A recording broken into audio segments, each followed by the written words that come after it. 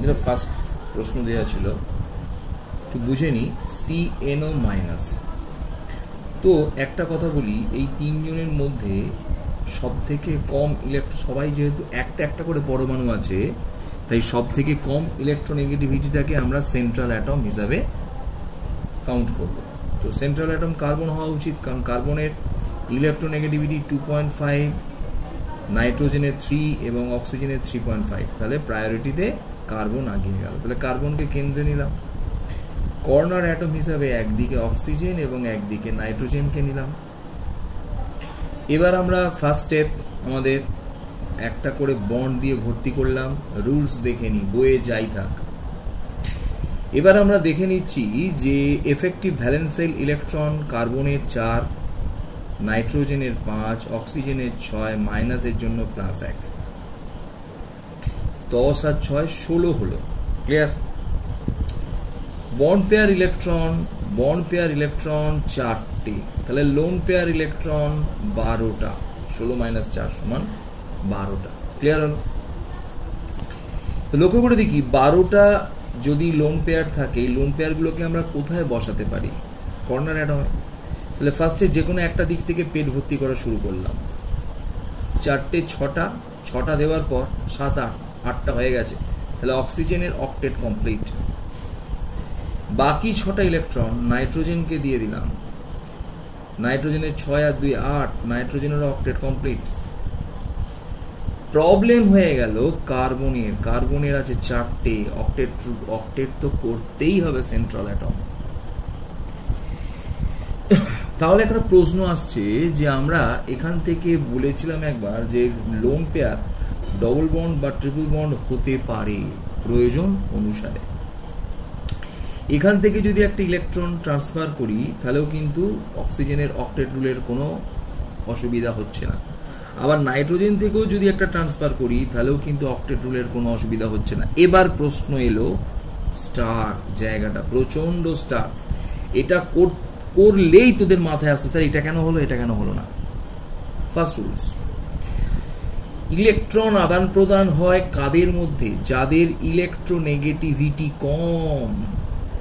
ইলেকট্রোনেগেটিভিটির পার্থক্য কম, কারণ ইলেকট্রোনেগেটিভিটির পার্থক্য যত বাড়বে তাদের মধ্যে একজন ইলেকট্রন ডোনেট করবে আর একজন ইলেকট্রন রিসিভ করবে, তার ফলে সেখানে ইলেকট্রোভ্যালেন্সি তৈরি হয়ে যায়। তাই ইলেকট্রনের এই যে আদান প্রদান অর্থাৎ বন্ড পেয়ার গঠনের জন্য সর্বদা লক্ষ্য রাখতে হবে, কথাটা ভালো করে শুনছিস কিন্তু, যার সাথে আদান প্রদান হচ্ছে তাদের মধ্যে যেন ইলেকট্রোনেগেটিভিটির পার্থক্য ডিফারেন্স মিনিমাম হয়। তাহলে এই দুজনের মধ্যে ইলেকট্রোনেগেটিভিটির পার্থক্য মিনিমাম, কারণ এর 2.5 এর 3, এর 2.5 এর 3.5, এর ডিফারেন্স হচ্ছে 0.5। তাহলে এখান থেকে লক্ষ্য করে দেখি একটা লোন পেয়ার একটা বন্ড পেয়ার তৈরি করতে ব্যবহৃত হবে। যদি আমরা সেই স্টেপে চলে যাই তাহলে লক্ষ্য করব এটা যেমন আছে। ক্লিয়ার? এখানে একটা নাইট্রোজেনের loan pair electron bond pair electron গঠন করলো, এখনো কার্বন কিন্তু দেখ লক্ষ্য করে 6টা। তাহলে আর একটা লোন পেয়ার এখানে ট্রান্সফার হয়ে যাওয়ার পর কার্বনের যেমন আছে অক্সিজেনের 6টা এবং কার্বনের একটা লোন পেয়ার থাকবে, বাকি হয়ে যাবে ট্রিপল বন্ড, ক্লিয়ার হয়ে গেল? এবার লক্ষ্য করে দেখি অক্সিজেনের তো অক্টেট রুল কমপ্লিট আছেই, নাইট্রোজেনেরও অক্টেট রুল কমপ্লিট এবং এর সাথে সাথে কার্বনেরও অক্টেট রুল কমপ্লিট। এবার প্রশ্ন এলো তাহলে নাইট্রোজেনের স্যার বন্ডিং কত? 3টে। এটা চলবে তো? হ্যাঁ চলবে, কারণ আমরা জানি নাইট্রোজেনের সাধারণত 3 বন্ডিংটাই ম্যাক্সিমাম ক্ষেত্রে হয়, কিছু ক্ষেত্রে 4 বন্ডিং হয়, খুব রেয়ার কেসে। তাই নাইট্রোজেনের 5 হতে পারা সত্ত্বেও 5 দেখায় না ডি অরবিটালের জন্য, কিন্তু এর 3টাই সাধারণ ক্ষেত্রে ম্যাক্সিমাম, কিছু ক্ষেত্রে প্লাস হতে পারে, মানে 4 হতে পারে। তাহলে যেহেতু নাইট্রোজেনের লক্ষ্য করে দেখি ফর্মাল চার্জটা ক্লিয়ার করে নিই। নাইট্রোজেনের যেহেতু 3টে বন্ডিং থাকলে ফর্মাল চার্জ 0 হয়, তাই এর 0। কার্বনের 4টে বন্ডিং তাহলে ফর্মাল চার্জ 0। অক্সিজেনের একটা বন্ডিং তাহলে ফর্মাল চার্জ -1। টোটকাটা বলে দিলাম, ক্লিয়ার হয়ে গেল তো? তাহলে এইভাবে কিন্তু আমরা লুইস ডটটা বুঝিয়ে দিতে পারলাম। ক্লিয়ার? এবার এই বন্ডিংগুলোকে কিন্তু অনেক সময় এটা থাকবে না, এই বন্ডিংগুলোকে কিন্তু আমরা অনেক সময় এইভাবে দেখাতে পারি। ক্লিয়ার?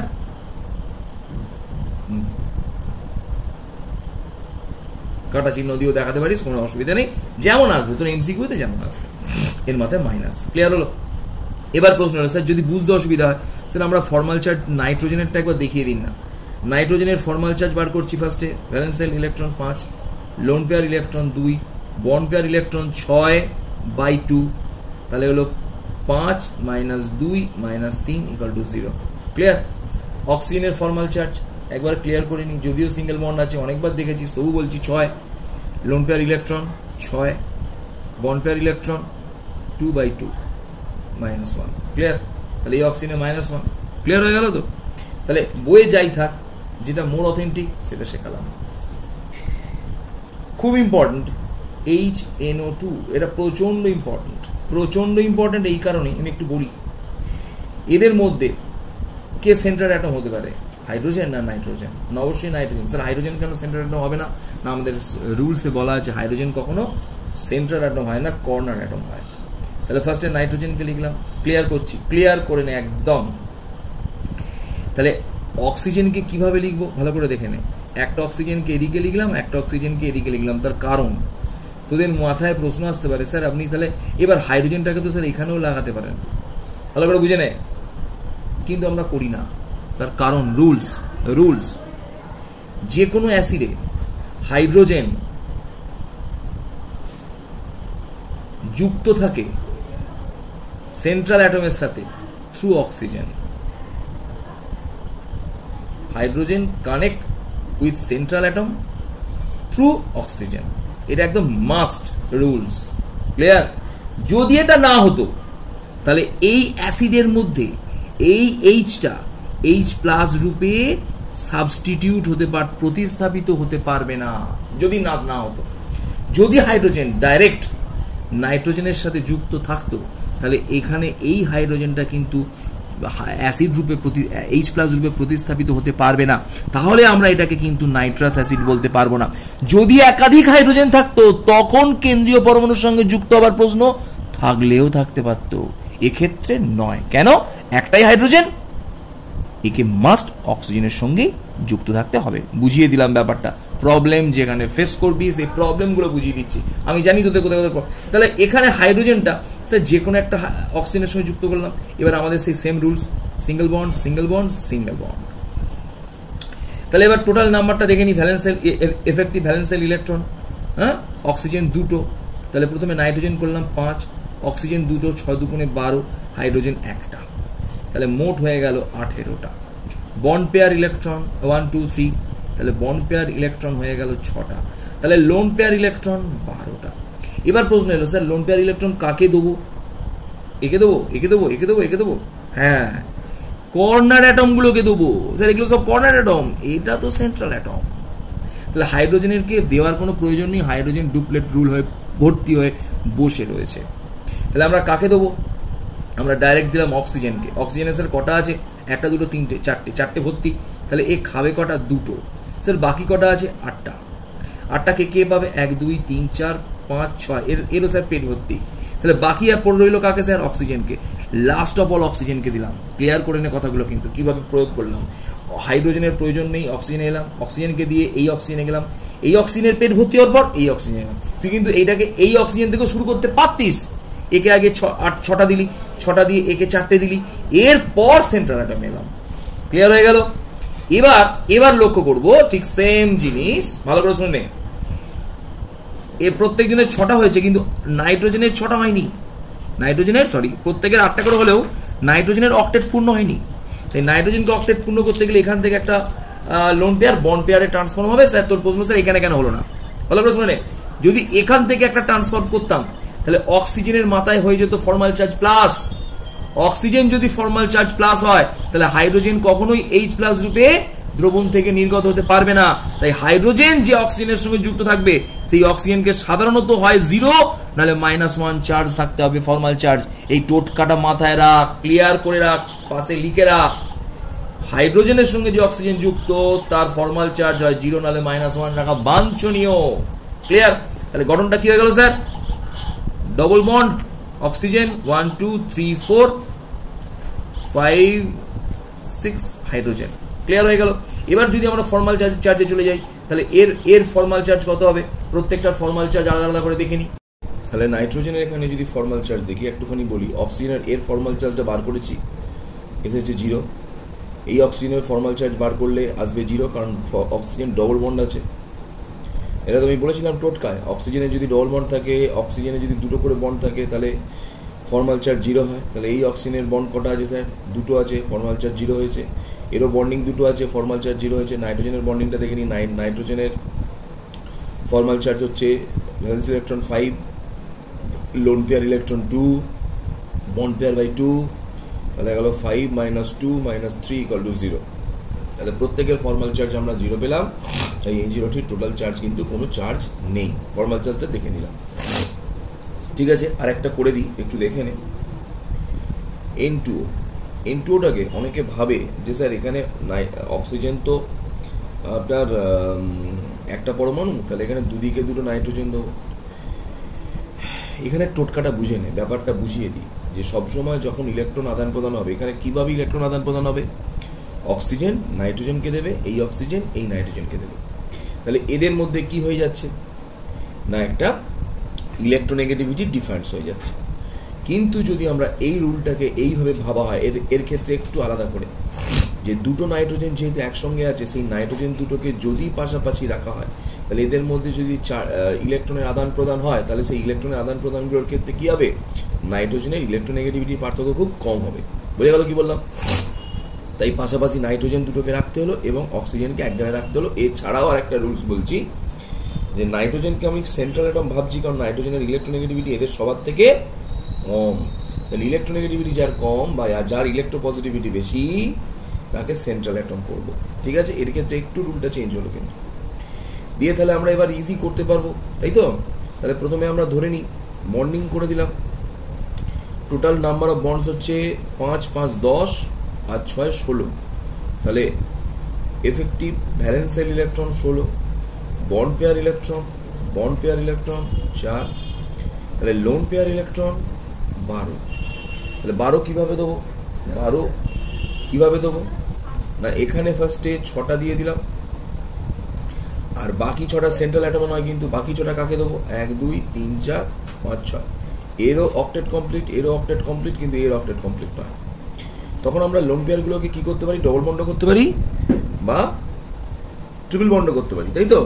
তাহলে আমরা কাকে লোন পেয়ারগুলোকে ডবল বন্ডে কনভার্ট করব? এদের দুজনের মধ্যে ইলেকট্রোনেগেটিভিটির পার্থক্য আছে, কিন্তু এদের দুজনের মধ্যে ইলেকট্রোনেগেটিভিটির পার্থক্য নেই। তাই আমরা লোন পেয়ার তাকে সেখানেই ট্রান্সফার করবো যেখানে ইলেকট্রোনেগেটিভ পার্থক্য নেই। এই জায়গাটাকে ভালো করে সবাই বুঝতে পারছিস কি আমার কথাটা? প্রচন্ড ইম্পর্টেন্ট।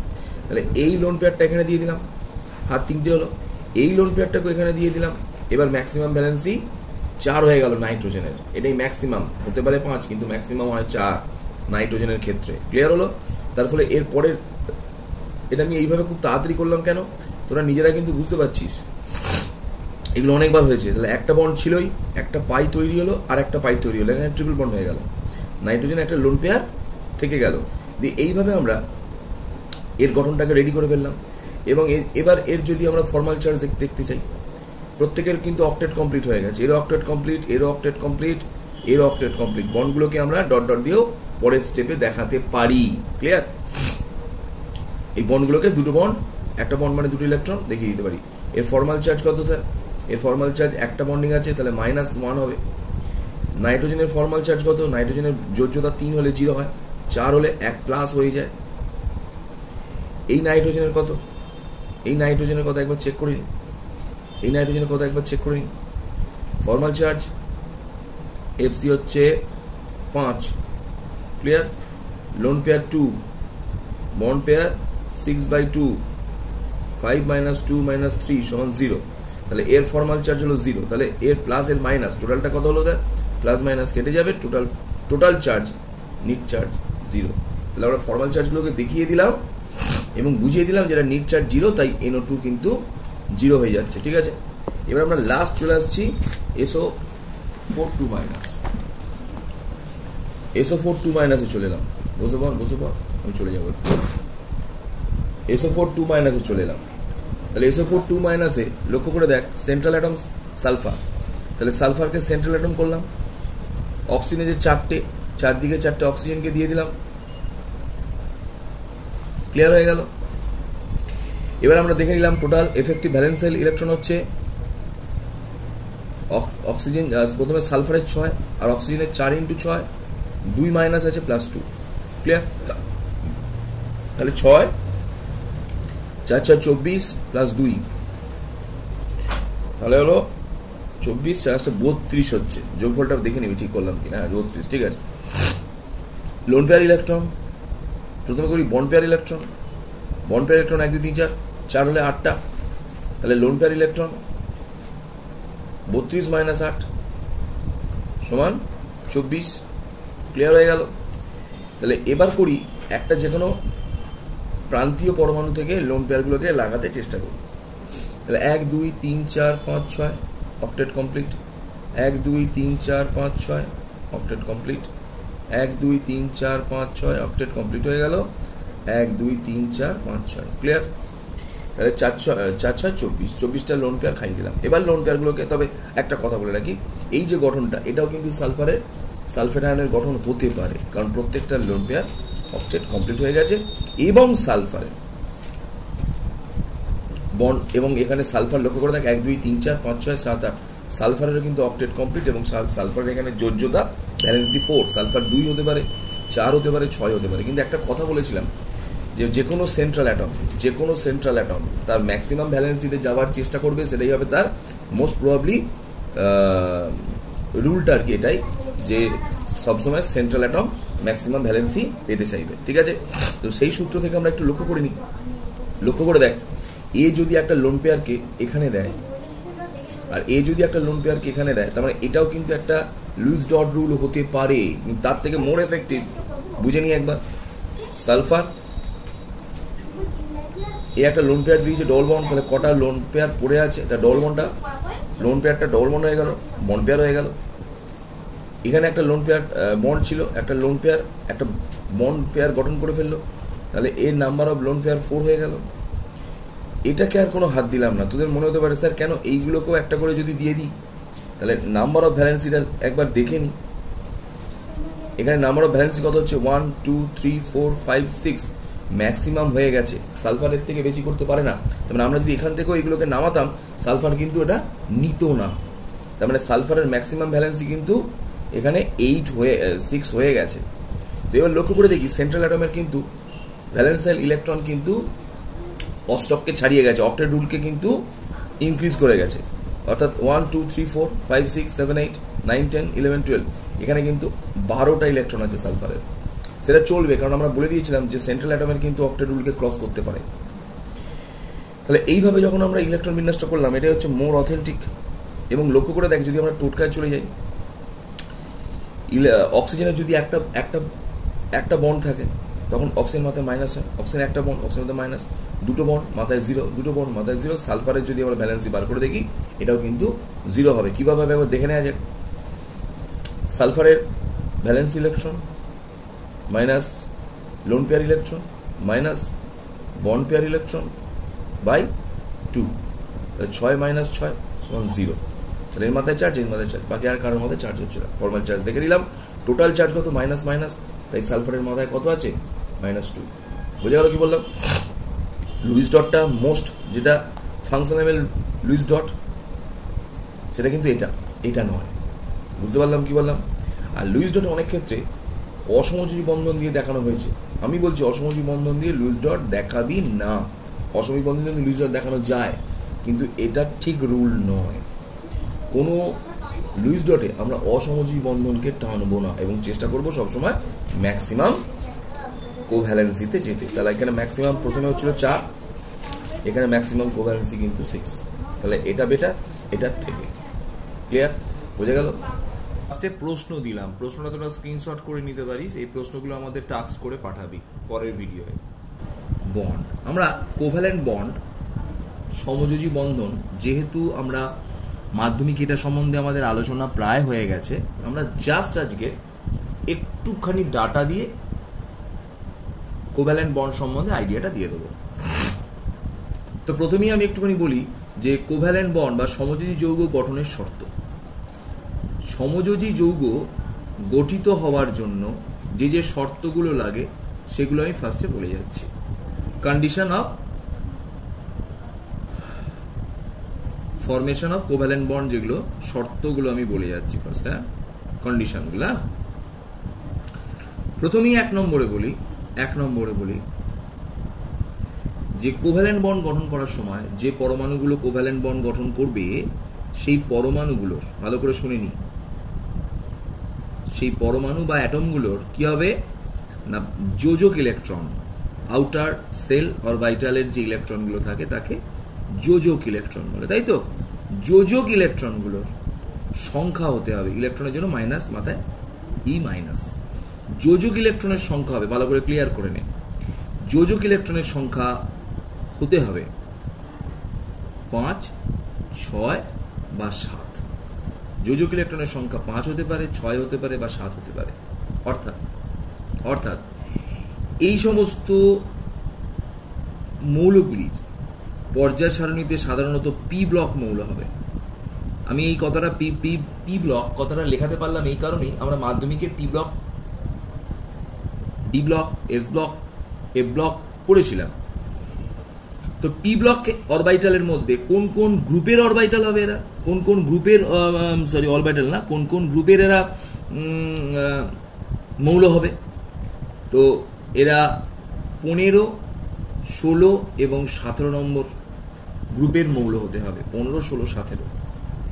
2, যে সমস্ত পরমাণুগুলো কোভ্যালেন্ট বন্ড গঠন করবে তারা সর্বদাই তাদের মধ্যে ইলেকট্রোনেগেটিভিটি এবং ইলেকট্রন আসক্তি, ইলেকট্রোনেগেটিভিটি এবং ইলেকট্রন অ্যাফিনিটি, এদের পার্থক্য খুব কম হতে হবে বা প্রায় সমান হতে হবে, ক্লিয়ার? ইলেকট্রোনেগেটিভিটি পার্থক্য প্রায় সমান হতে হবে। 3 নম্বর পয়েন্টসে চলে এলাম। এই সমস্ত মৌলগুলোর ক্ষেত্রে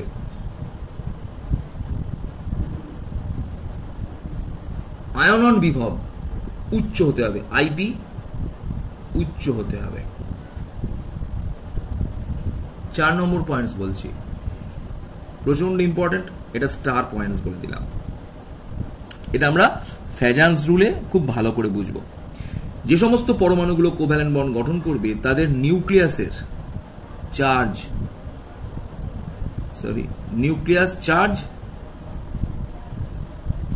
খুব বেশি হতে হবে। নিউক্লিয়াসের চার্জ বেশি হতে হবে মানে এদের প্রোটন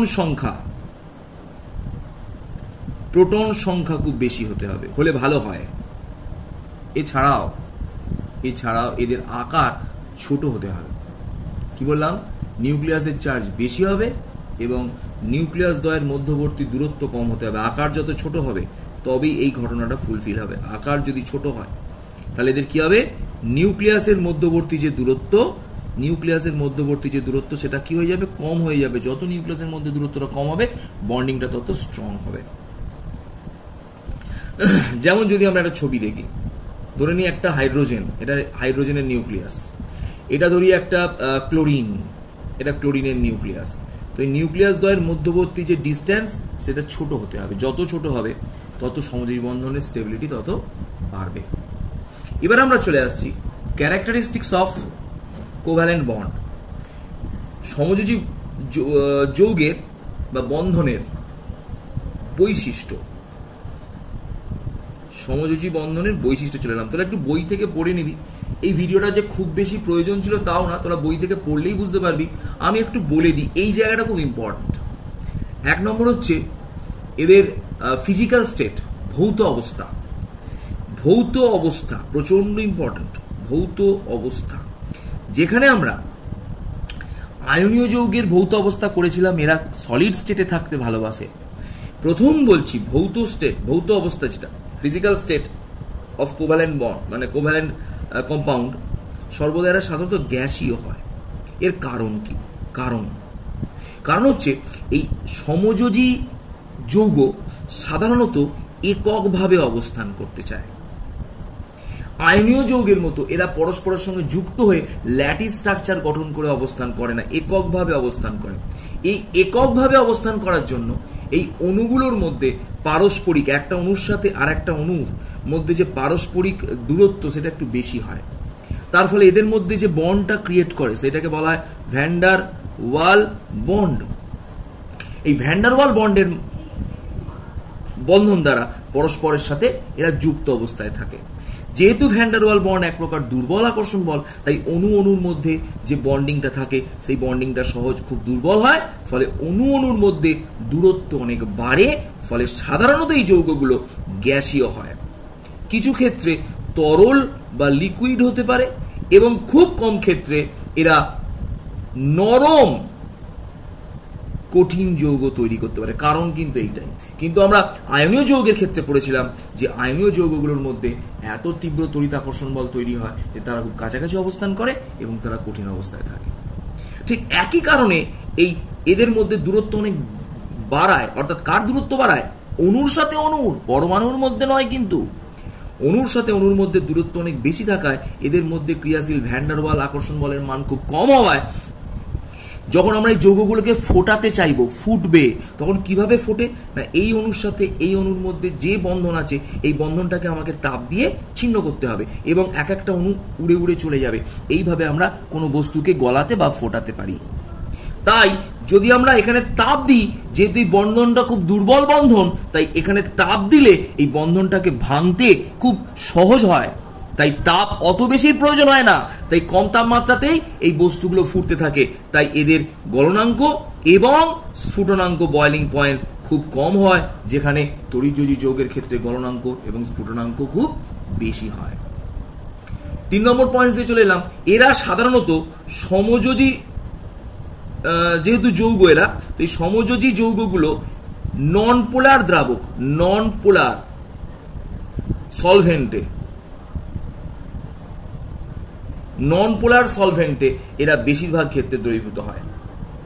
কারণ এই নন পোলার সলভেন্টের ক্ষেত্রে দেখা গেছে, বইয়ে তোদের মানটা আছে, আমরা আগের দিনই কথাটা বলেছিলাম, ডাইলেকট্রিক কনস্ট্যান্ট, পরাবৈদ্যুতিক ধ্রুবক আমরা পড়েছিলাম কারেন্টের ফার্স্ট এই কুলম্বস লয়ে। এই ডাইলেকট্রিক কনস্ট্যান্টের মান লেস দ্যান ইকুয়াল টু 15-র কাছাকাছি হয়। তাই নন পোলার দ্রাবকে এই সমযোজী যৌগগুলো খুব ভালো দ্রবীভূত হতে পারে।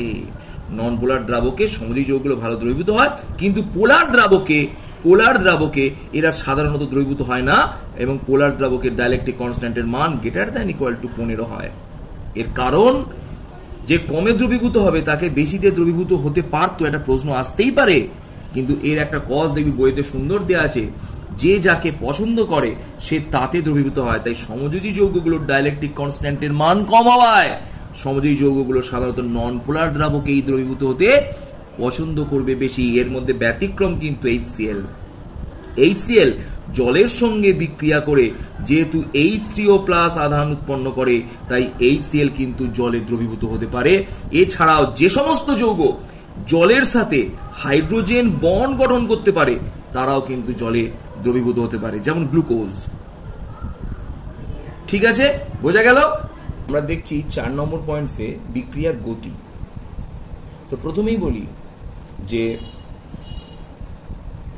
সমযোজী যৌগের মধ্যে থাকা পরমাণুগুলো বা অ্যাটমের মধ্যে যে আকর্ষণ বল থাকে, সেই আকর্ষণ বলটি খুব তীব্র হয়, অর্থাৎ বন্ধন শক্তি খুব তীব্র। আকর্ষণ বল বললে ভুল বলা হলো, বন্ধন শক্তি খুব তীব্র হয়। কারণ এই বন্ধন তৈরি করার সময় ইলেকট্রন শেয়ার করে। এই বন্ধন শক্তি খুব তীব্র হওয়ায় এই বন্ধনকে ভাঙতে গেলে অনেক বেশি পরিমাণে কি দিতে হয়? শক্তি দিতে হয়। এই বন্ধনকে ভাঙতে গেলে অনেক বেশি পরিমাণে শক্তির প্রয়োজন হয়। তাই দেখা যায় রাসায়নিক বিক্রিয়ার বেগ বাড়াতে গেলে অনেক সময় অনুঘটকের উপস্থিতি লক্ষ্য করা যায়। কারণ অনুঘটক এই বন্ধন শক্তিকে কিছুটা কমিয়ে দেয়। এই এত তীব্র শক্তি সম্পন্ন বন্ধন শক্তিকে, মানে বন্ধনকে ভাঙতে গেলে অনেক বেশি পরিমাণে শক্তির প্রয়োজন হয় বলে রাসায়নিক বিক্রিয়ায় সমযোজী যৌগ খুব ধীর গতি সম্পন্ন হয়। যেখানে আমরা দেখেছি তড়িৎযোজী যৌগের বিক্রিয়া হতে 10⁻³ সেকেন্ড সময় লাগে, মানে একদম খুব তাড়াতাড়ি বিক্রিয়াটা হয়ে যায়, সেখানে এদের 2 থেকে 4 দিন পর্যন্ত এক একটা বিক্রিয়া হতে সময় নেয়। তাই বিক্রিয়ার গতি এদের ক্ষেত্রে খুব কম হয়ে গেল। 5 নাম্বার পয়েন্ট দিলাম, বুঝতে পারো বন্ধনের। তাহলে দেখা গেল কি 5 নম্বরে দেখলাম বন্ধনের অভিমুখ, ডাইরেকশন, তাই তো, বন্ড ডাইরেকশন। বন্ধনের অভিমুখ এদের আছে, প্রথমেই একটা কথা লিখে দিই, বন্ধনের অভিমুখ এদের আছে কারণ আমি বলি, সমযোজী বন্ধন প্রকৃতপক্ষে তৈরি হয় বিভিন্ন অরবাইটালের অভিলেপনের মাধ্যমে। ধরে নিই এটা এস অরবাইটাল, এটা এস অরবাইটাল, দুটো এস অরবাইটালের অভিলেপন হলো। একটা এস অরবাইটালের ইলেকট্রন যদি এইদিকে থাকে, অপর এস অরবাইটালের অভিলেপনের সময় ইলেকট্রনটা এদিকে থাকবে। সবসময় মনে রাখতে হবে যে সমযোজী বন্ধন তৈরি করার সময় স্পিন অফ ইলেকট্রন আর অ্যান্টি ডাইরেকশনাল বা অ্যান্টি ডাইরেকশনাল, অর্থাৎ সমযোজী বন্ধন যখন গঠিত হয় তখন দুটো ইলেকট্রনের স্পিন কিন্তু পরস্পর কি হবে, বিপরীত দিকে হবে। তার কারণ আমরা জানি যদি ওপরের দিকে ইলেকট্রনের স্পিন, এটা আমরা পরমাণু গঠনে বুঝেছিলাম, যদি এন মেরু সৃষ্টি করে, নিচের দিকে ইলেকট্রনের স্পিন এস মেরু সৃষ্টি করবে। এই কারণে এদের মধ্যে একটা তীব্র আকর্ষণ বল বা একটা ম্যাগনেটিক অ্যাট্রাকশন তৈরি হবে, যা সমযোজী বন্ধনের শক্তির কারণ। তো এই অরবাইটালগুলোর আমরা বলে দিয়েছিলাম এস এর কোনো নির্দিষ্ট হয়তো দিক নেই, কিন্তু এস ছাড়া সমস্ত অরবাইটালের পি ডি প্রত্যেকের একটা করে নির্দিষ্ট দিক আছে। তাই সমযোজী বন্ধন যেহেতু অরবাইটালের অভিলেপন, তাই সমযোজী বন্ধনের একটা নির্দিষ্ট কি থাকবে, দিক থাকবে। বুঝে গেল কি বললাম? সমযোজী বন্ধনের নির্দিষ্ট দিক থাকার কারণ বলে দিলাম, ঠিক আছে। এবার চলে আসছি, কিন্তু সেখানে আমরা পড়েছিলাম তড়িৎযোজী বন্ধনের কোনো নির্দিষ্ট দিক ছিল না। 6 নম্বর লাস্ট পয়েন্টে চলে এলাম, সমবয়বতা। সমবয়বতা কি আমরা কিন্তু মাধ্যমিকে পড়েছিলাম। তো সমবয়বতা মানে হলো এদের সংকেতটা এক হবে, সংকেতটা এক, কিন্তু এদের গঠন হবে আলাদা। খুব ভালো করে এগুলো একবার দেখে নেব, খুব ইজি। সংকেত এক হবে, তাদের গঠনটা কিন্তু আলাদা হবে।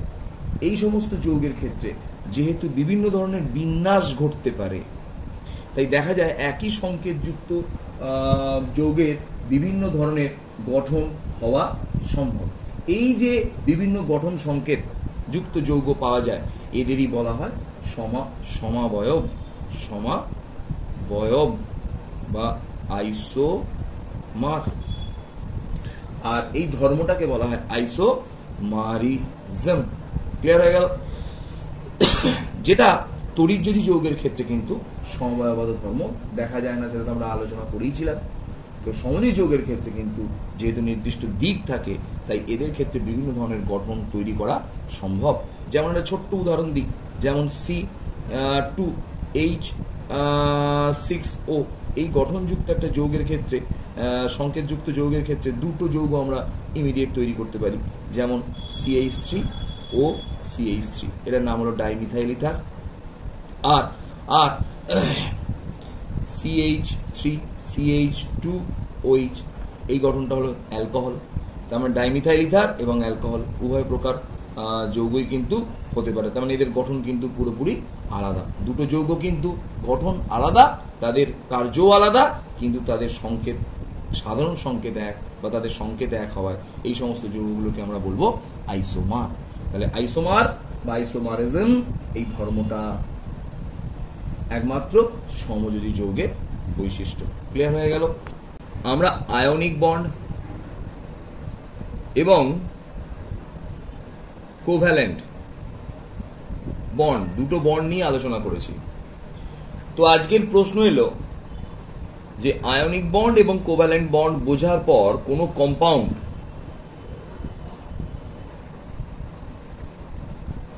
আয়নিক হবে না কোভ্যালেন্ট হবে, কি করে বলবো? না অ্যান্সার হলো আয়নিক কোনো কম্পাউন্ড 100% আয়নিক বা কোভ্যালেন্ট হতে পারে না। এটা আমরা মাধ্যমিকে বুঝেছিলাম ইলেকট্রোনেগেটিভিটি দিয়ে। সাধারণত ইলেকট্রোনেগেটিভিটি 1.7 এর মধ্যে হলে যৌগের মধ্যে 50-50 ক্যারেক্টার থাকে, অর্থাৎ 50 আয়নিক এবং 50 কোভ্যালেন্ট, অর্থাৎ 50% আয়নীয় যৌগ এবং 50% সমযোজী যৌগের ধর্ম বর্তমান থাকে। এটা আমরা আগে বুঝেছিলাম। ক্লিয়ার? এবার আমরা আজকে দেখছি প্রথম যে একটা নতুন রুলস অ্যাপ্লাই করে আমরা এই যৌগের মধ্যে কি পার্সেন্টেজ তো বার করতে পারবো না, তো যৌগের মধ্যে কি ধর্ম বেশি, কোন ধর্মটা বেশি সেটা কিন্তু নির্ণয় করতে পারবো। তো প্রথমে একটা কথা বলি, এ এবং বি দুটো অ্যাটমের মধ্যে যখন আয়নিক বন্ড ফর্ম হয়, ধরে নি এ ইলেকট্রন দান করে দেয়, ফলে এ পজিটিভ হয়, বি ইলেকট্রনটি গ্রহণ করে, ফলে বি নেগেটিভ হয়। তাহলে এখানে ডোনেট এবং রিসিভ, গ্রহণ, বর্জন এবং গ্রহণ, এই দুটো ধাপে সম্পন্ন হয়। বর্জন এবং গ্রহণ এই দুটো ধাপে কিন্তু সম্পন্ন হয়। ক্লিয়ার? এবার প্রশ্ন এলো, তাহলে কোভ্যালেন্ট ক্যারেক্টার কি? যখন গ্রহণ এবং বর্জন হবে তখন তাকে যদি আপনি তড়িৎ যোজী বন্ধন বা তড়িৎ যোজ্যতা বলেন, তাহলে কোভ্যালেন্ট ক্যারেক্টার সমযোজী বন্ধন কি? বলছে কোন পরমাণু বা আয়নের মধ্যে, ভালো করে বুঝবি, কোন পরমাণু বা আয়নের মধ্যে, আমরা আয়ন এখন না যাচ্ছি, পরমাণুর মধ্যে, দুটো পরমাণুর মধ্যে যখন ইলেকট্রনের শেয়ারিং হয়, যখন ইলেকট্রনের শেয়ারিং হয় মানে আদান প্রদান হয়, এই আদান প্রদানটা কিভাবে হয়? অ্যাকচুয়ালি আদান প্রদানটা হয় কার উপর ভিত্তি করে? না, আদান প্রদানটা হয় ইলেকট্রনের অরবাইটালের মধ্যে ওভারল্যাপিং এর ফলে। এটা আমরা পরে বুঝবো। তা অর্থাৎ এ অ্যাটমটি যদি একটা ইলেকট্রন দান করে, সেই ইলেকট্রনের, এটা আমরা ঘূর্ণন বুঝেছি, যদি ওপরের দিকে হয়, বি যে ইলেকট্রনটা দান করে সেটা নিচের দিকে হবে, অর্থাৎ দুজনের স্পিন অপোজিট সাইডে হবে। এর ফলে এদের মধ্যে একটা বন্ড পেয়ার তৈরি হবে, যে বন্ড পেয়ারটাকে এরা দুজনেই সমানভাবে ব্যবহার করবে। এটা আমরা বুঝেছিলাম। তো এবার চলে আসছি, তাহলে একটা জিনিস ক্লিয়ার হয়ে গেল, যদি কোনো আয়নের মধ্যেও এরকম ইলেকট্রনের শেয়ারিং হয়, মানে একজন একটুখানি ইলেকট্রন কাউকে ব্যবহার করতে বেশি করে দেয় আর একজন সেটাকে ব্যবহার করে, তখন সেই ধরনের বন্ডিংয়ে, সেই ধরনের আয়নের মধ্যেও এই ইলেকট্রন শেয়ারিং হলে, সেই ধরনের আয়নের মধ্যেও আয়নীয় যৌগের আয়নীয় বন্ধনের উপস্থিতি থাকলেও তার মধ্যে কিছুটা সমযোজী বন্ধন আসতে পারে। এই ব্যাপারটা বোঝাতে পারলাম না? বোঝাতে পারলাম না? অর্থাৎ দুটি আয়নের মধ্যে আমরা জানি অবশ্যই আয়নিক বন্ড তৈরি হয়, কিন্তু এই আয়ন দুটোর মধ্যে আবার ইলেকট্রনের যদি শেয়ারিং হয়, শেয়ার শব্দের অর্থ আমরা জানি দেওয়া নেওয়া নয়, দুজনে সমানভাবে ভাগ করে খাওয়া, তাকে বলে শেয়ার করে খাওয়া। যদি ইলেকট্রনের শেয়ারিং হয়, অর্থাৎ ইলেকট্রনের দেওয়া নেওয়া নয়, ইলেকট্রনের ব্যবহার হয় সমানভাবে, তখন ওই আয়নিক কম্পাউন্ডের মধ্যেও কোভ্যালেন্ট ক্যারেক্টার দেখা যায়। এবার প্রশ্ন এলো, এই কোভ্যালেন্ট ক্যারেক্টার কতটা বা কার মধ্যে কতটা? তাহলে আমরা যে টপিকটা পড়ছি তার নাম কি? না আয়নীয় যৌগের মধ্যে সমযোজী ধর্মের প্রকাশ, আমরা এইটা আজকে পড়ছি। ক্লিয়ার? তো আমরা যেটা বলছি আজকে ফার্স্ট, এর জন্য প্রথম যে রুল খুব ব্যাপকভাবে প্রভাব বিস্তার করেছিল তার নাম হলো Fajans rule, FAJANS, Fajans rule. Fajans rule সবচেয়ে গ্রহণযোগ্য। তো এই ফাজান্স রুল কি বলল? ফাজান্স রুল এই ধর্মকে দুটো ভাগে ভাগ করে দিল। একটা হলো ক্যাটায়নের ধর্ম, একটা হলো ক্যাটায়নের ধর্ম, ক্যারেক্টারিস্টিক্স অফ ক্যাটায়ন, এবং আরেকটা অ্যানায়নের ধর্ম, ক্যারেক্টারিস্টিক্স অফ অ্যানায়ন। তো প্রথমে আমরা ক্যাটায়নের ধর্ম নিয়ে আলোচনা করব। ক্যাটায়নের কি কি ধর্ম থাকলে এই ঘটনা ঘটতে পারে। প্রথমে এই ক্যাটায়নের ধর্ম জানতে গেলে আমরা একটুখানি আগে বলি, ধর্ম বলার আগে একটুখানি ক্লিয়ার করে দিই। বলছে এই একটা ক্যাটায়ন ছিল। আমরা কিন্তু এখানে একটা কথা বলি, অনেকের কিন্তু বোঝার অসুবিধা হয়। আমি চার্জের কথাটা যখন বলবো ভালো করে শুনে নে। ক্যাটায়নের মাথায় একটা প্লাস চার্জ আছে, ধরো নিচে একটাই প্লাস চার্জ। তো আমরা অনেক সময় চার্জকে নিউক্লিয়াসের চার্জ হিসাবে ভাবি, অর্থাৎ নিউক্লিয়াসের মধ্যে যেটা প্রোটন আছে পরমাণু গঠনে আমরা সেভাবেই পড়েছিলাম, সেটা কি তার চার্জ ভাবি না। নিউক্লিয়াসের মধ্যে যে প্রোটন আছে সেই প্রোটনের চার্জ নিউক্লিয়াসের চার্জ, টোটাল পরমাণুর যে চার্জ সেটাকে বলবো চার্জ অফ ক্যাটায়ন। তো এই ক্যাটায়নটা অর্থাৎ ধনাত্মক চার্জযুক্ত আয়নটা এবং তার পাশে যদি একটা ঋণাত্মক চার্জযুক্ত আয়ন থাকে, তারও এটা নিউক্লিয়াস। না, বুঝতে পারলাম না, তারও এটা নিউক্লিয়াস। ক্লিয়ার হলো? এবার এই দুটো ক্যাটায়ন এবং অ্যানায়ন পাশাপাশি আসার পর এরা আয়নিক কম্পাউন্ড, অবশ্যই বোঝা যাচ্ছে। এই প্লাস চার্জের জন্য বা নিউক্লিয়াসের চার্জের জন্য হতে পারে, তো আমি প্লাস চার্জ ধরলাম বা নিউক্লিয়াস ধরি। এই নিউক্লিয়াস কি করে, এর মধ্যে যে অরবাইটালের আউটার অরবাইটালের যে ইলেকট্রন গুলো আছে, অরবাইটাল নট অরবিট, অরবাইটাল মানে আমরা জানি কিন্তু, হ্যাঁ, কক্ষক। ইলেকট্রন কক্ষকের মধ্যে কি রূপে থাকে আবার বলি, একটু আগে আমরা আগের ভিডিও পেয়েছি, ইলেকট্রন কক্ষকের মধ্যে থাকে ক্লাউড রূপে, ইলেকট্রন মেঘ রূপে। তো যাই হোক, তাহলে এর কোনো নির্দিষ্ট স্থান বলা যায় না, ইলেকট্রনের কোনো নির্দিষ্ট স্থান নেই। ইলেকট্রন অরবাইটালের মধ্যে থাকার সময় একটা প্রবাবিলিটি তৈরি করে, অর্থাৎ সম্ভাবনা তৈরি করে। আমার বাড়ির দুতলায় 5টা ঘর, আমার ছেলে কোথায় আছে আমি ডাইরেক্ট না জেনে বলতে পারবো না, কিন্তু আমি একটা সম্ভাবনা দিতে পারি যে এই সময় যেহেতু 12টা বাজছে, ও টিভির ঘরে হয়তো কার্টুন দেখছে। এইটা একে বলে সম্ভাবনা। তার মানে ইলেকট্রন অরবাইটালে যেখানে অবস্থান করে তার একটা সম্ভাবনা থাকে।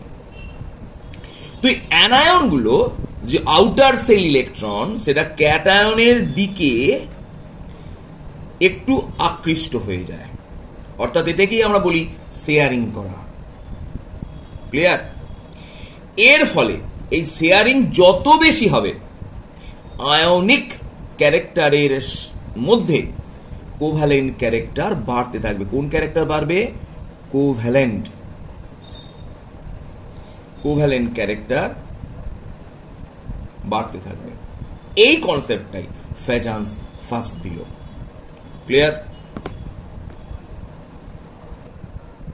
স্যার, ক্যাটায়নের যে ক্যারেক্টার, ক্যাটায়নের যে ধর্ম, সেই ধর্মগুলো কি কি জানতে হবে আগে। যে ক্যাটায়নের কি ধর্ম থাকলে এদের মধ্যে সমযোজী যৌগের ধর্ম বৃদ্ধি পায়। তো ফার্স্ট আমি একটা আলোচনা করি, ভালো করে শুনে নে। ক্যাটায়নের যে ধর্ম, সেই ধর্মকে বলা হয় পোলারাইজেশন পাওয়ার।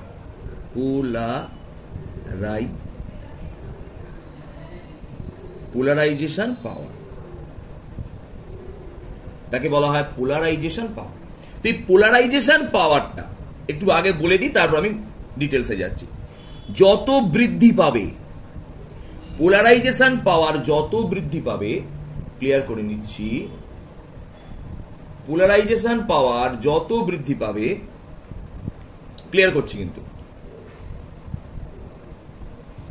তত একটা ক্যাটায়ন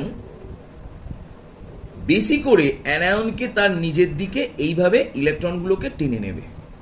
এটা অ্যানায়ন, এটা অ্যানায়নের নিউক্লিয়াস।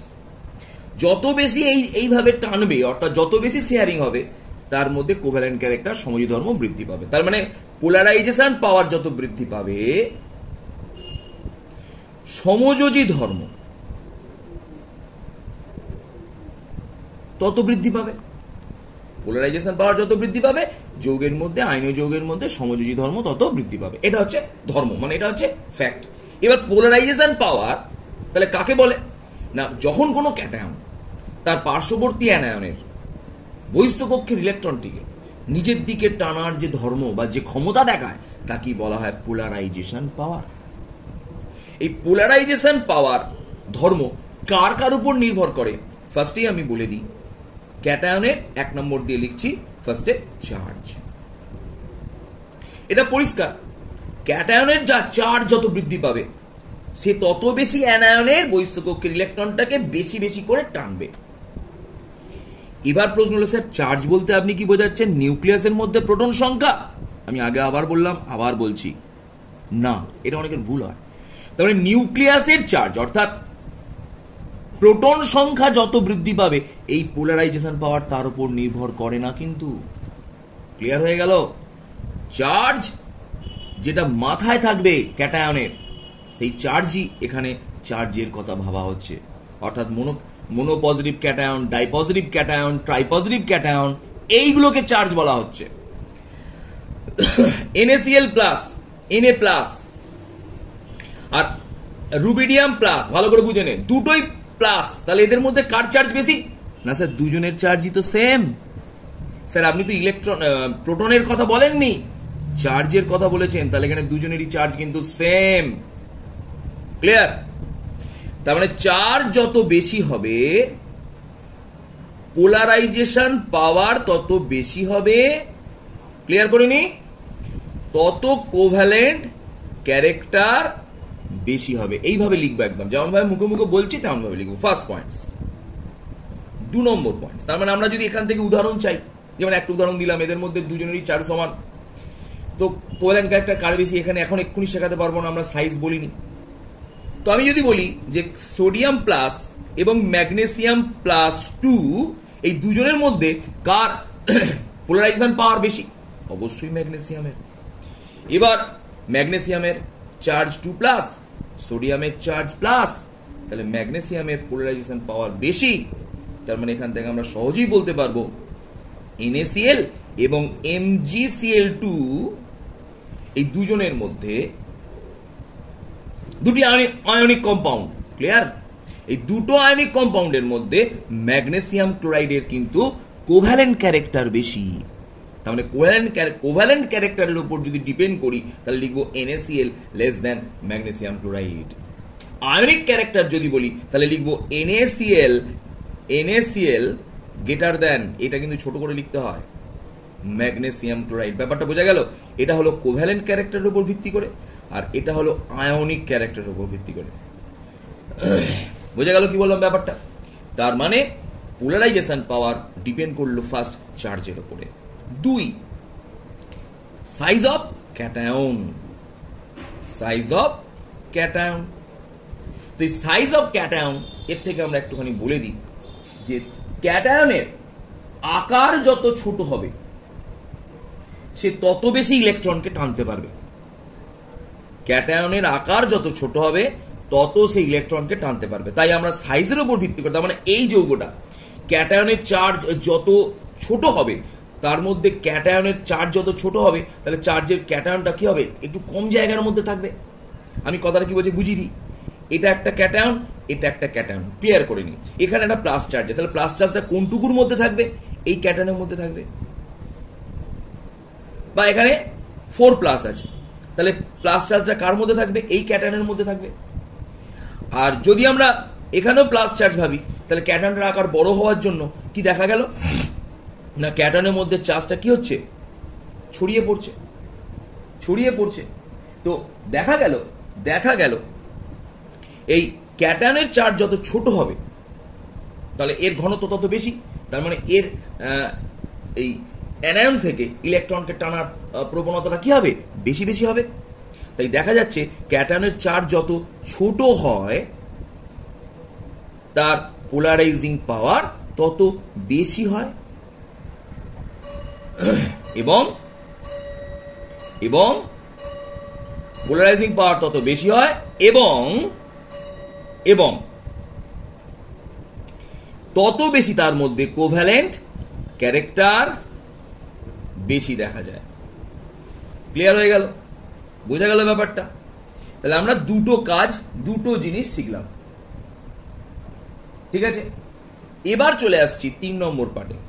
এই দুটো ধর্মকে কাজে লাগিয়ে আমরা একটা নতুন ধর্মের কথা বলেছি, যার নাম হচ্ছে ionic potential.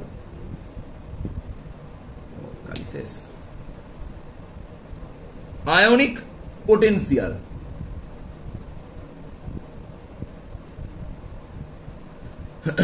Ionic potential.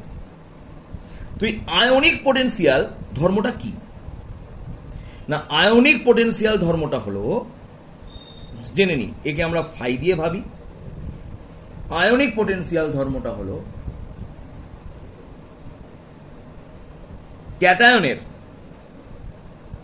ক্যাটায়নের charge, only ক্যাটায়নের। Ionic potential ধর্মটা কার? ক্যাটায়নের, কিন্তু ক্লিয়ার করে নে। তাহলে ক্যাটায়নের চার্জ বাই ক্যাটায়নের ব্যাসার্ধ, এটার উপর ডিপেন্ড করে আয়নিক পোটেনশিয়াল। এবং আয়নিক পোটেনশিয়ালের মান যত বৃদ্ধি পায়, ক্যাটায়নের পোলারাইজিং পাওয়ার তত বৃদ্ধি পায় এবং কোভ্যালেন্ট ক্যারেক্টারও তত বৃদ্ধি পায়। ক্লিয়ার হয়ে গেল? কারণ এখান থেকে পরিষ্কার করে একটা কথা বলে দিই, যে এই যে দুটির অনুপাত দ্বারা পোলারাইজিং পোটেনশিয়াল, আয়নিক পোটেনশিয়াল ব্যবহার করা হচ্ছে, তার মানে এটা লব, এটা হর। লবের ধর্ম যত বাড়বে, ফাই, এটাকে ফাই বলে তো, ফাই তত বাড়বে।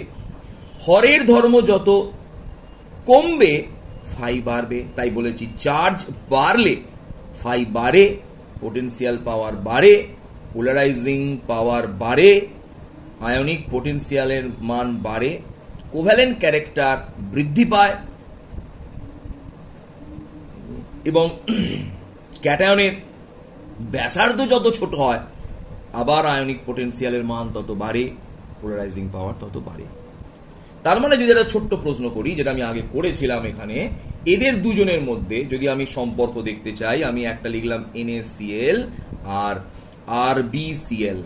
ক্লিয়ার করে নি, দুজনের মধ্যে কার কোভ্যালেন্ট ক্যারেক্টার বেশি হবে না? প্রথমেই স্যার দেখে নি, Na plus, Rb plus, Cl minus, Cl minus, এখানে ক্যাটায়ন অ্যানায়নের চার্জের কোনো পার্থক্য নেই, কিন্তু সাইজের উপর ভিত্তি করে Na plus less than Rb plus. তাই সাইজ যার ছোট, তার পোলারাইজিং পাওয়ার বেশি বা আয়নিক পোটেনশিয়াল বেশি, তার কোভ্যালেন্ট ক্যারেক্টার বেশি। বোঝা গেল না? বোঝা গেল না? তাহলে আমরা কোভ্যালেন্ট ক্যারেক্টারের উপর ভিত্তি করে যদি লিখি, তাহলে লিখব NaCl এর কোভ্যালেন্ট ক্যারেক্টার, NaCl এর covalent character greater than, NaCl এর covalent character greater than RbCl। তার মানে NaCl এর কোভ্যালেন্ট ক্যারেক্টারটা বেশি, RbCl এর কোভ্যালেন্ট ক্যারেক্টার কম। আমরা যদি ছবিতে দেখি, এটা যদি Na হয়, এটা যদি Cl হয়, দেখবো এটা পুরো ভেতরে ঢুকে গেছে, এটা Na, এটা Cl। আর যদি আমরা RbCl এর কথা ভাবি, এটা Rb আর এটা যদি Cl হয়, তাহলে দেখবো হালকা প্রবেশ করেছে, এটা Rb, এটা Cl, তাহলে হালকা প্রবেশ করেছে। এখানে বেশি প্রবেশ, মানে শেয়ারিংটা এখানে কি হচ্ছে? বেশি হয়েছে। যেখানে বেশি শেয়ারিং, সেখানে কোভ্যালেন্ট ক্যারেক্টার বেশি। বোঝা গেছে? ক্যাটায়নের যে ক্যারেক্টার, তার একটা 4 নম্বরে ভালো পয়েন্টস বলছি, সেটা হচ্ছে pseudo Nobel gas configuration.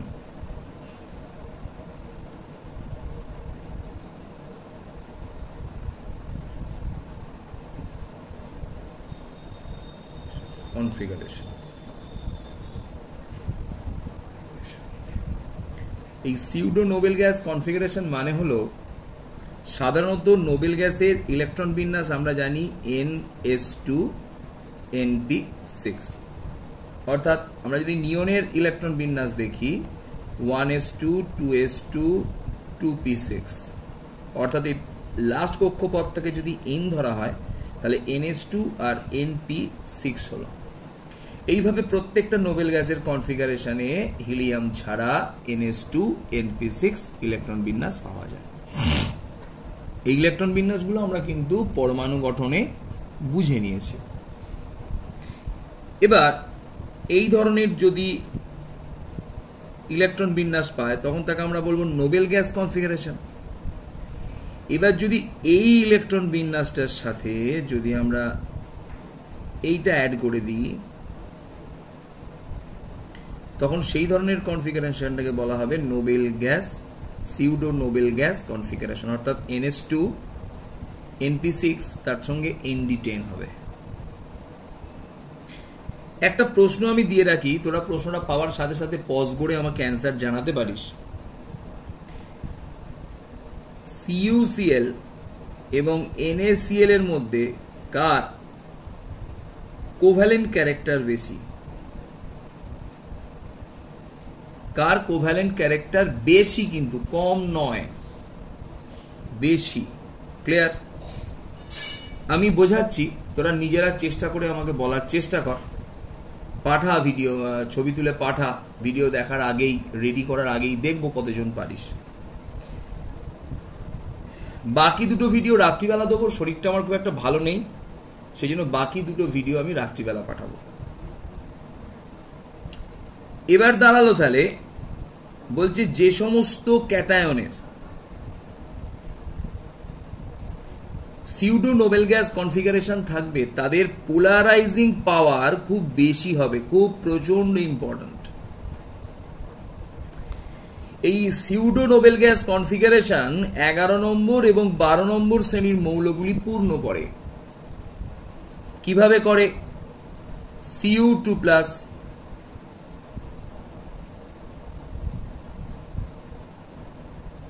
Ag2+,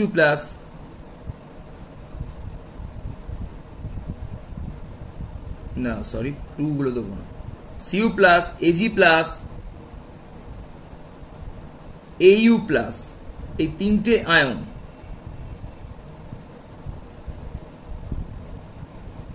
অর্থাৎ কপার, Ag এবং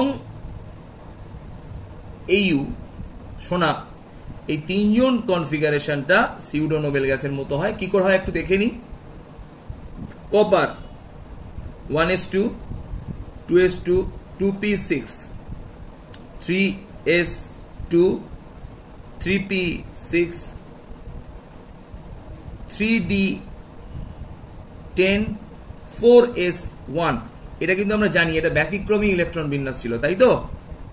তা আমরা যদি কপার প্লাস করতে চাই তাহলে বহিস্থ কক্ষ থেকে একটা ইলেকট্রন বেরিয়ে যাবে, তাহলে ভেতরের কক্ষে যে ইলেকট্রনগুলো পড়ে থাকে তার ইলেকট্রন বিন্যাস হলো 3s2 3p6 3d10, তাহলে ns2 np6 nd10 pseudo Nobel gas configuration.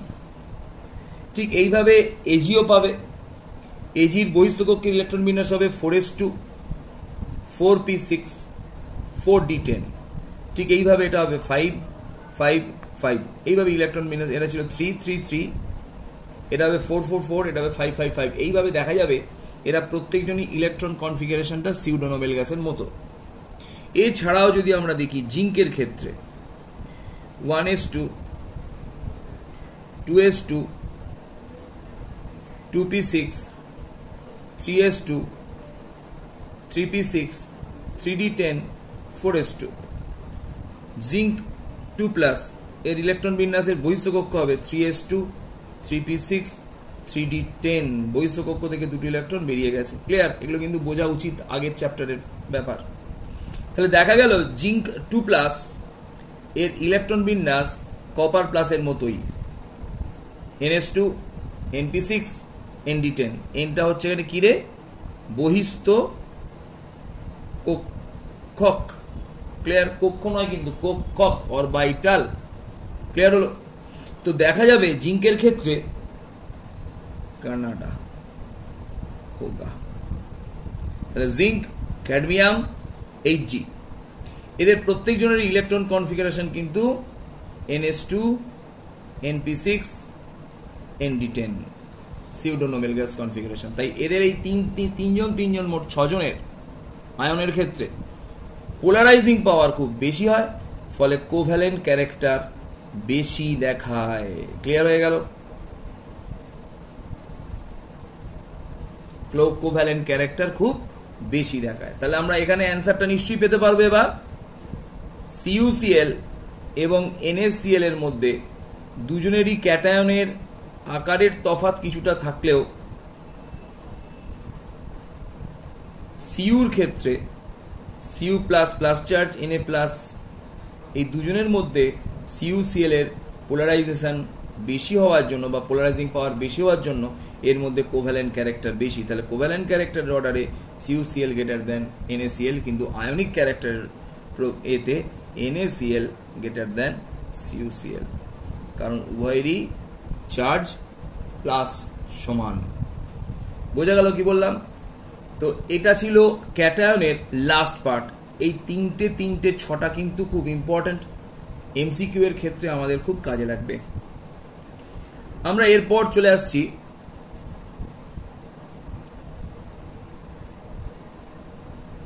Character of anion. Character of anion. অ্যানায়নের দুটো ক্যারেক্টার। এক নম্বর হলো এদের সাইজ খুব বড় হতে হবে। সাইজ যদি বড় হয় তাহলে এদের, আচ্ছা কি বারে বলে দিচ্ছি। আর দুই হচ্ছে চার্জ বেশি হতে হবে। তাহলে অ্যানায়নের ক্ষেত্রে দুটো পার্ট, পোলারাইজেশন ঘটার জন্য দুটো পার্ট, একটা হচ্ছে সাইজ বড় হতে হবে, একটা হচ্ছে চার্জ বেশি হতে হবে। যদি এই দুটো ঘটনা ফুলফিল করে তাহলে অ্যানায়নের polarisation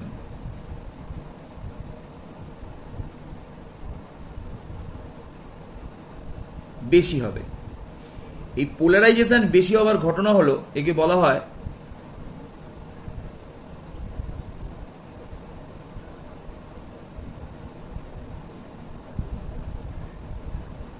polarised ability. Polarised ability বলা হয়। যাই হোক, তাই পোলারাইজেশনের অপর নাম পোলারাইজড এবিলিটি। পোলারাইজড এবিলিটি কার? অ্যানায়নের। সুতরাং দেখা গেল একটা নির্দিষ্ট ক্যাটায়নের জন্য অ্যানায়নের আকার যত হবে তার পোলারাইজড এবিলিটি তত। এটা অ্যানায়ন, এটা ক্যাটায়ন, এটা ক্যাটায়নের নিউক্লিয়াস, এটা অ্যানায়নের নিউক্লিয়াস। আর একটা অ্যানায়নকে পাশে আঁকলাম, এটা অ্যানায়নের নিউক্লিয়াস, ক্যাটায়নের নিউক্লিয়াস। তাহলে দেখা গেল অ্যানায়নের আকার যত বড় হবে এর পোলারাইজড এবিলিটি তত বাড়বে, তার ফলে পোলারাইজেশন তত বেশি হবে, তার ফলে কোভ্যালেন্ট ক্যারেক্টার তত বেশি হবে। তাহলে আমরা ক্যাটায়ন এবং অ্যানায়নের দুটো টপিক কিন্তু পেয়ে গেলাম। তাহলে এখানে যেটা ছোট্ট কিউ দিই, করতে পারবি নিশ্চয়ই। Lithium iodide, lithium bromide, lithium chloride, lithium fluoride, এদের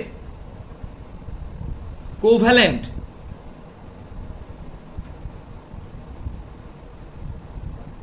ক্যারেক্টারে আপওয়ার্ডস আছে, ঊর্ধ্বক্রম অনুসারে সাজাও।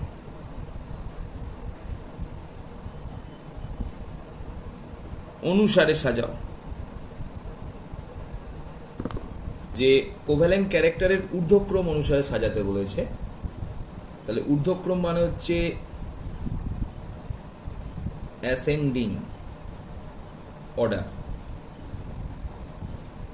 অ্যাসেন্ডিং অর্ডার, যদি আমরা অ্যাসেন্ডিং অর্ডারে সাজাই, ঊর্ধ্বক্রম অনুসারে সাজাই, তাহলে সেখানে দেখতে হবে যেহেতু লিথিয়াম এখানে ক্যাটায়নগুলো সেম, ভালো করে বুঝে নে, এই যৌগের মধ্যে প্রত্যেকটা লিথিয়াম সেম, তাহলে লিথিয়াম প্লাস ধরে নিচ্ছে, বাকি অ্যানায়নগুলো মাইনাস, তাই তো?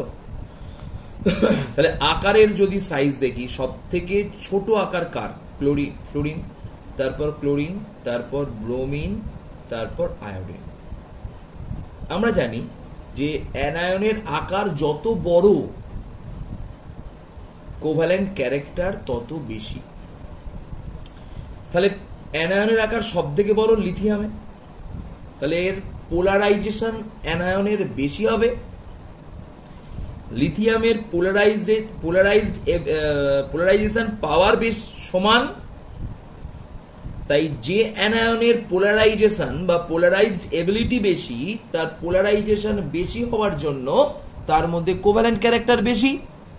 তার মানে আমরা যদি ছবিটা এইভাবে আঁকি, এটা লিথিয়াম ধরি, এটা আয়োডিন ধরি, এটা এইভাবে ছবিটা দেখাবে।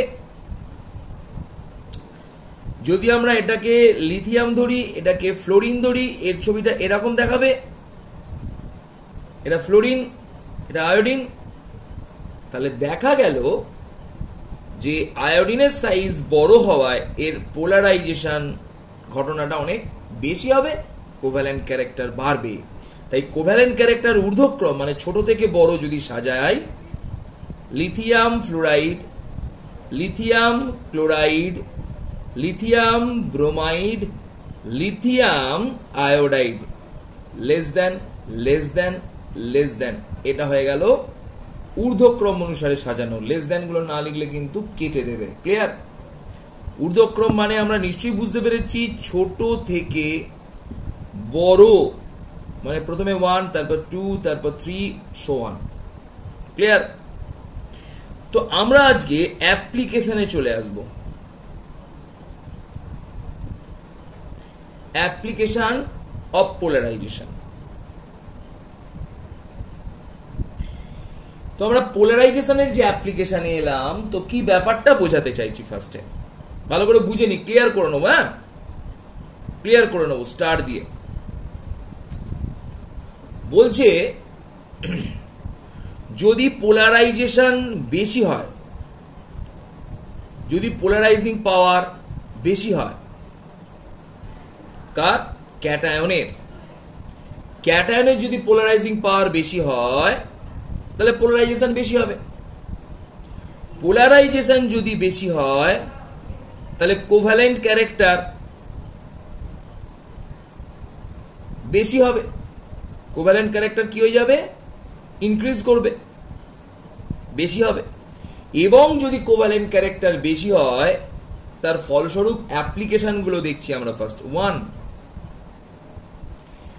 অর্থাৎ যার মধ্যে কোভ্যালেন্ট ক্যারেক্টার বেশি হবে তারা কম ধ্রুবীয় দ্রাবকে দ্রবীভূত হবে। এটা আগে বলেছি স্যার, তাই তো? কম ধ্রুবীয় দ্রাবক মানে সাধারণত আমরা ধরে নিতে পারি জৈব দ্রাবক, যেমন অ্যালকোহল, ইথার ইত্যাদি, এতে দ্রবীভূত হবে। কিন্তু জলে কম দ্রাব্য হবে, কারণ জল পোলার দ্রাবক বা বেশি ডাইলেকট্রিক কনস্ট্যান্ট জলের। তাই পোলার দ্রাবকে কোভ্যালেন্ট যৌগগুলো কম দ্রবীভূত হবে, জৈব দ্রাবকে কোভ্যালেন্ট যৌগগুলো বেশি দ্রবীভূত হবে। যেমন যেমন ধরে নিলাম একটা এক্সাম্পল, বইতেই আছে AgBr, AgI, AgCl, AgF। এদের মধ্যে কোভ্যালেন্ট ক্যারেক্টার কার বেশি বলতে হবে, এবং কে বেশি জলে দ্রাব্য বা দ্রাব্যতার ক্রম বলতে হবে। তাহলে আকার সব থেকে বড় আয়োডিন, তারপর ব্রোমিন, তারপর ক্লোরিন, তারপর ফ্লোরিন। তাহলে অ্যানায়নের আকার যত বাড়বে কোভ্যালেন্ট ক্যারেক্টার তত বেশি। তাহলে আমরা যদি ডিসেন্ডিং অর্ডারে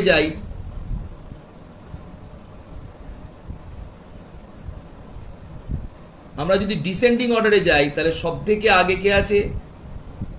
AgI greater than AgBr greater than AgCl greater than AgF। সুতরাং দেখা গেল বেশি থেকে আস্তে আস্তে কোন দিকে যাচ্ছে? কমের দিকে যাচ্ছে, তাই তো? সব থেকে বড় বা সব থেকে কোভ্যালেন্ট ক্যারেক্টার বেশি AgIF, তাই এটা সব থেকে জলে কম দ্রাব্য হবে। তাহলে জলের দ্রাব্যতার উপর ভিত্তি করে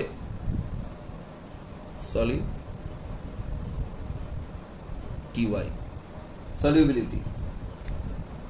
সলিউবিলিটি যদি করি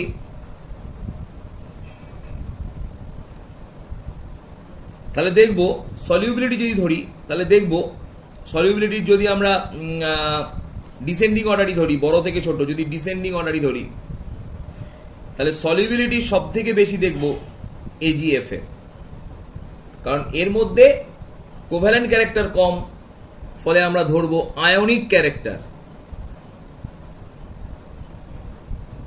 বেশি। তাহলে যার কোভ্যালেন্ট ক্যারেক্টার কম তার আয়নিক ক্যারেক্টার কিন্তু বেশি, মানে উল্টে যাবে ক্রমটা কিন্তু। তাহলে সব থেকে আয়নিক ক্যারেক্টার বেশি এজিএফ এর, তাই এজিএফ সব থেকে বেশি পোলার দ্রাবক মানে জলে দ্রাব্য, তারপর এজিসিএল, তারপর এজিবিআর, তারপর এজিআই। তাহলে এজিআই সব থেকে কম জলে দ্রাব্য হলো। বোঝা গেল? ক্লিয়ার হয়ে গেল ব্যাপারটা? ঠিক একইভাবে আমরা যদি কথাটাকে ঘুরিয়ে নিই যে ইথারে বা অ্যালকোহলে, ইথার বা অ্যালকোহল যেগুলো অজৈব জৈব দ্রাবক মানে যারা কম ধ্রুবীয় নন পোলার, তাদের ক্ষেত্রে কি হবে না, আমরা যদি দুটো টার্মস দিই, ধরলাম NaCl আর NaI, এই দুজনের মধ্যে কে বেশি অ্যালকোহল বা ইথারে দ্রাব্য হবে? তাহলে আয়োডিনের আকার বেশি হলে এর কোভ্যালেন্ট ক্যারেক্টার বেশি, তাই আমরা কোভ্যালেন্ট ক্যারেক্টারের ভিত্তিতে Ni গ্রেটার দেন NaCl করলাম, কিন্তু আয়নিক ক্যারেক্টারের ভিত্তিতে NaCl গ্রেটার দেন NaI। না বুঝতে পারলাম না, এটা কিসের উপর ভিত্তি করে করলাম? আয়নিক ক্যারেক্টারের উপর ভিত্তি করে। ক্লিয়ার হয়ে গেল?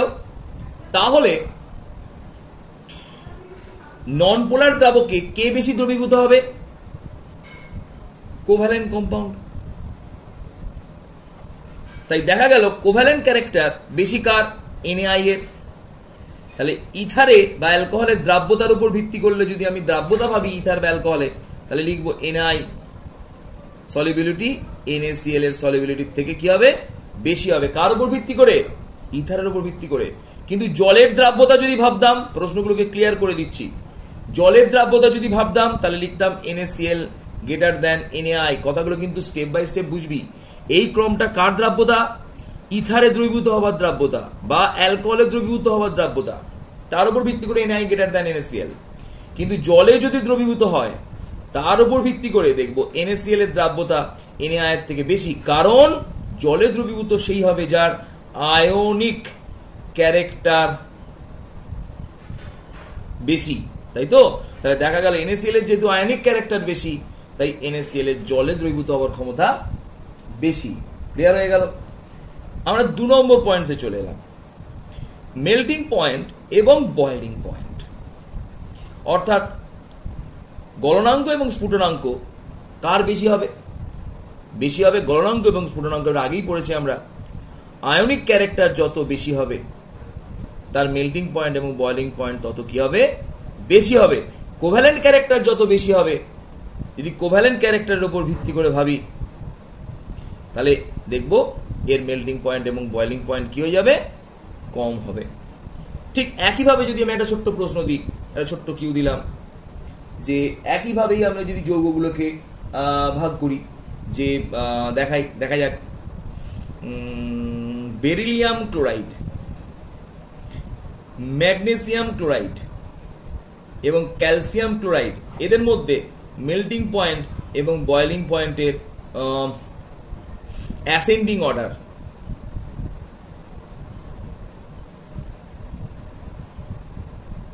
অ্যাসেন্ডিং অর্ডারে সাজাতে হবে, মানে ঊর্ধ্বক্রমে সাজাতে হবে। কিভাবে সাজাবো?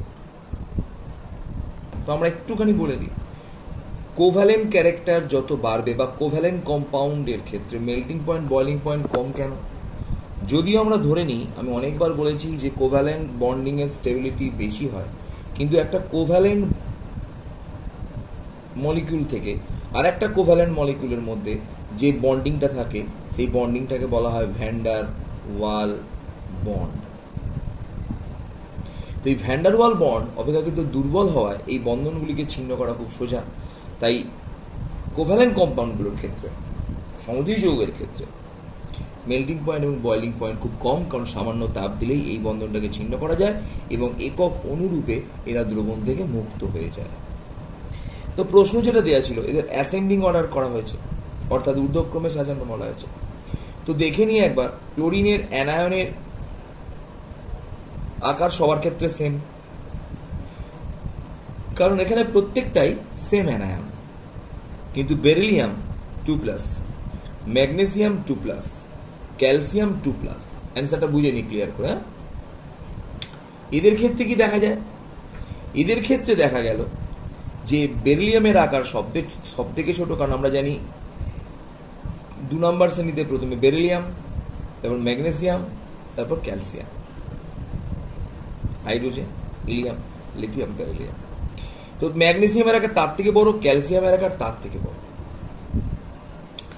আমরা জানি ক্যাটায়নের আকার যত ছোট হবে তার কোভ্যালেন্ট ক্যারেক্টার তত বেশি হবে।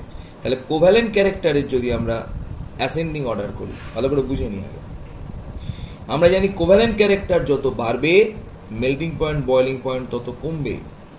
তাহলে আমরা যদি কোভ্যালেন্ট ক্যারেক্টারের ডিসেন্ডিং অর্ডার ধরি, তাহলে মেল্টিং পয়েন্টের অ্যাসেন্ডিং অর্ডার হয়ে যাবে না? বুঝতে পারলাম না।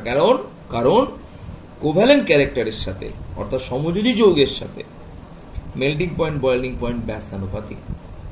তাই ক্যালসিয়ামের কোভ্যালেন্ট ক্যারেক্টার সব থেকে কম, তারপর ম্যাগনেসিয়ামের কোভ্যালেন্ট ক্যারেক্টার, তারপর বেরিলিয়ামের কোভ্যালেন্ট ক্যারেক্টার। তাই মেল্টিং পয়েন্ট সব থেকে বেশি ক্যালসিয়াম ক্লোরাইডের, কারণ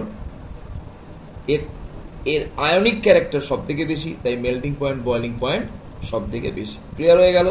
তার মানে melting point boiling point directly proportional to ionic character. Clear হয়ে গেল? বোঝা গেল?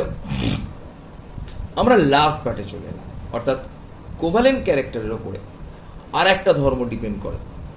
আমরা 3টে ধর্ম বলেছিলাম, কোভ্যালেন্ট ক্যারেক্টারের সাথে আর একটা ধর্ম ডিপেন্ড করে, যার নাম হলো বর্ণ। এই ধর্মটাকে বলা হয় কালার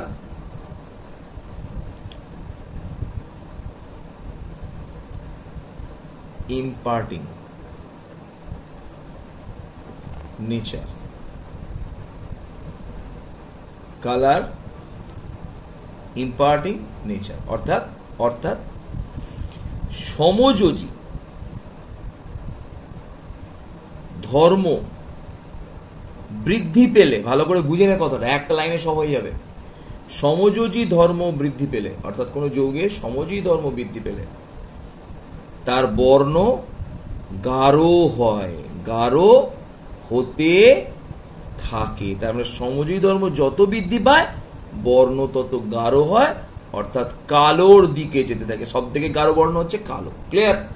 বুঝে গেল? তো এইভাবে যদি আমরা এখানে একটা প্রশ্ন দিই যে AgCl, AgBr,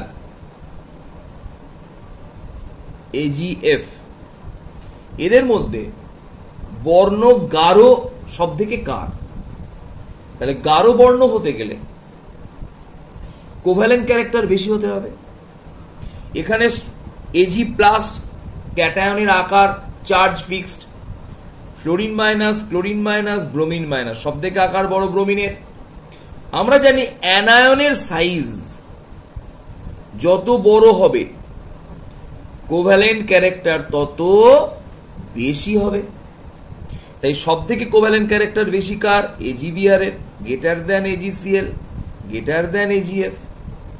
তাহলে বর্ণের গাঢ়ত্বের ক্রম যদি বলে ascending descending order of colour, তখন আমরা লিখবো AgBr এর কালার সব থেকে গাঢ় হবে, তারপর AgCl, তারপর AgF। কিছু অসুবিধা আছে? বুঝে গে? FeOH3 আর FeOH2 এদের দুজনের মধ্যে কার কালার বর্ণ গাঢ় হবে? যদি অ্যান্সার চাই, অ্যান্সারটা দেওয়ার চেষ্টা কর, কোশ্চেন তো দেওয়া রইলই। দ্বিতীয় কথা, একটা ছোট্ট কথা বলে দিই, ছোট্ট একটা কথা বলে দিই, আর একটা কিউ দিলাম, তার অ্যান্সারটা আমি বুঝিয়ে দেবো, বইতেও আছে। কার্বনেটের স্থায়িত্ব, stability of metallic carbonate, metal carbonate, ঠিক আছে?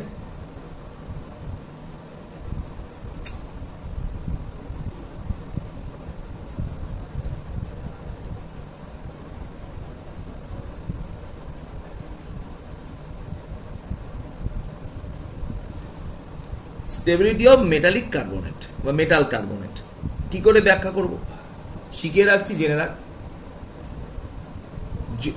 কার্বনের যৌগের মধ্যে আয়নীয়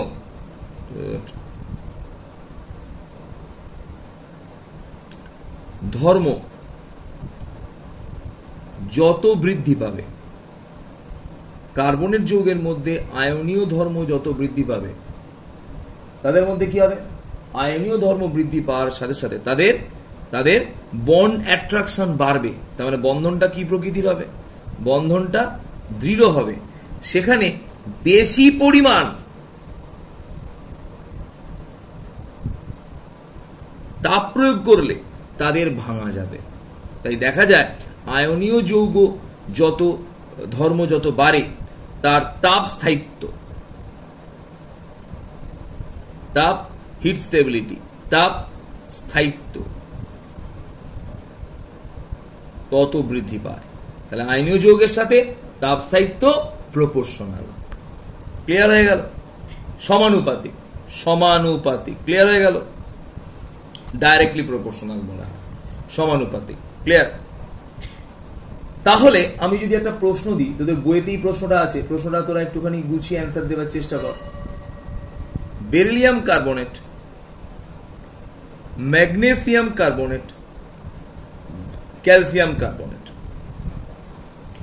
এদের মধ্যে তাপ স্থায়িত্বের, হিট স্টেবিলিটি ডিসেন্ডিং অর্ডার,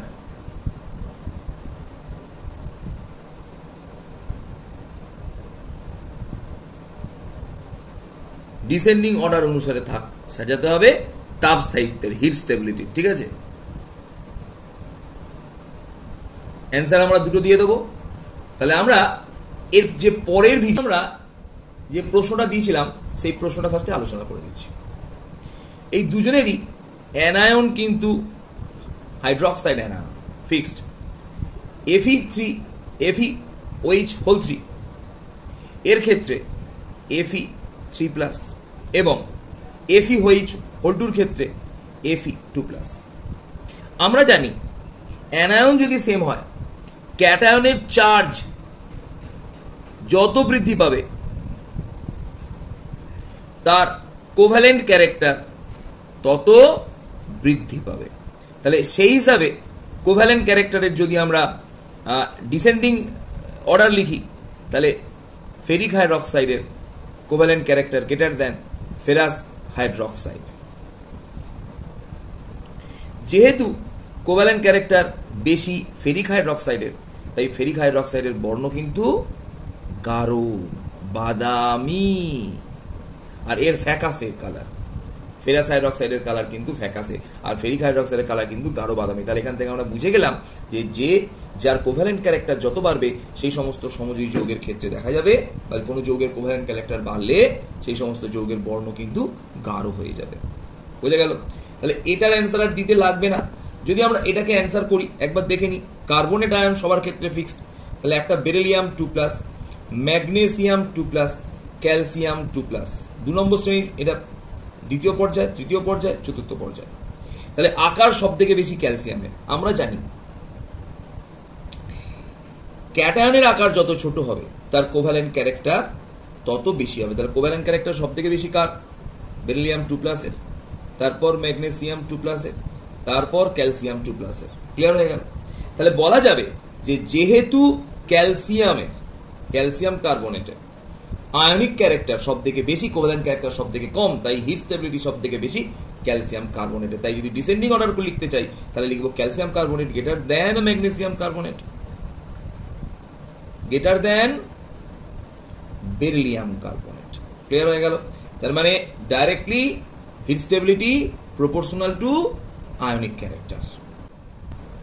এগুলো বোঝা যাচ্ছে তো অবশ্যই, কারণ আমি একবার করে বলে দিয়ে দ্বিতীয়বার যখন করা তখন কিন্তু অত আর